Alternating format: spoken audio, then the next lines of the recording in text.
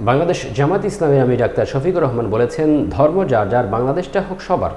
তিনি আরও বলেন, আমাদের লক্ষ্য হলো মুসলমান, হিন্দু, বৌদ্ধ, খ্রিস্টান সকল ধর্মের মানুষকে তাদের নিজস্ব আত্মমর্যাদার বাঁচার সুযোগ দেওয়া। এদেশে সংখ্যালঘু বলে কিছু নেই। মৌলভীবাজারের প্রতিনিধি রাজন হোসেন তফিকুলের প্রতিবেদন।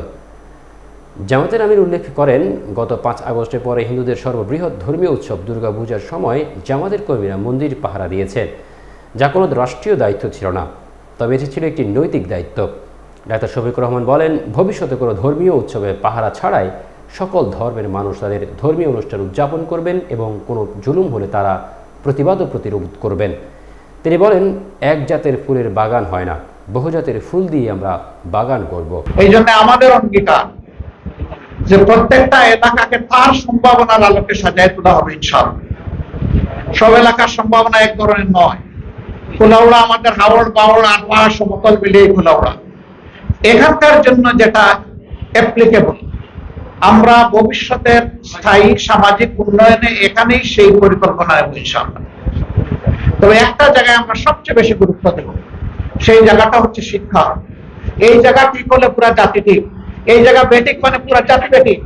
শিক্ষিত হবে, কলমে অনেক ধার আসবে, কিন্তু ওই ধার কলমের কুচায় হয়তো জনগণের ভাগ্য কানাডায় চলে যাবে, না হয় আমেরিকায় চলে যাবে, জনগণের পকেটে আসবে না।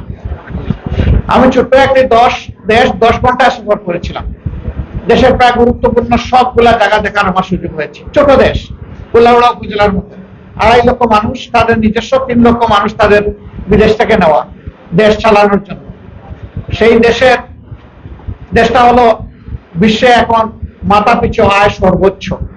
তাদের চাইতে আমেরিকারও আয়, তাদের আয় সবচেয়ে বেশি। এটা হচ্ছে ব্রুনাই। এই দেশে আমি গিয়েছিলাম। আমি গিয়ে দেখি বাসার বাড়ি একটা পতিত অ্যাবান্ডন প্রপার্টির মতো লাগে।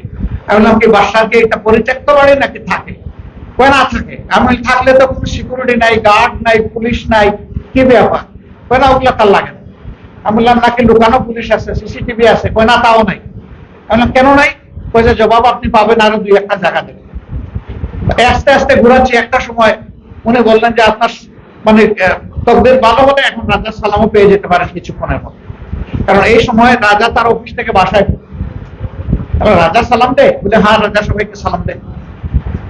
তো দূর থেকে একটা জিপ গাড়ি দেখা গেল, আলতো, বললো যে সম্ভবত এটাই রাজার গাড়ি।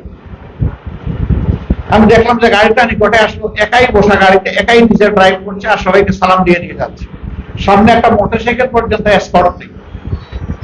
আমি জিজ্ঞেস করলাম, তার কোনো ভয় ডর নাই? কয় না, নাই। কেন নাই?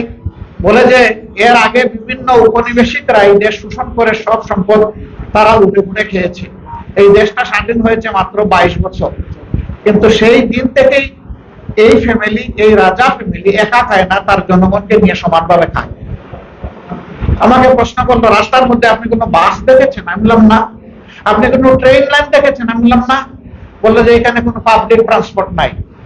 এখানে একবারে 5 জন লোক থাকলে 5 জনেরই 5টা গাড়ি আছে, এবং এখানে কোনো ড্রাইভার নাই, সবাই নিজেই ড্রাইভার, প্রাপ্তবয়স্ক সবাই। আমি বললাম, শ্রমিকদের তাহলে কি হবে? বলে যে তাদেরও গাড়ি আছে। এর মাঝে তিনি একটা শ্রমিক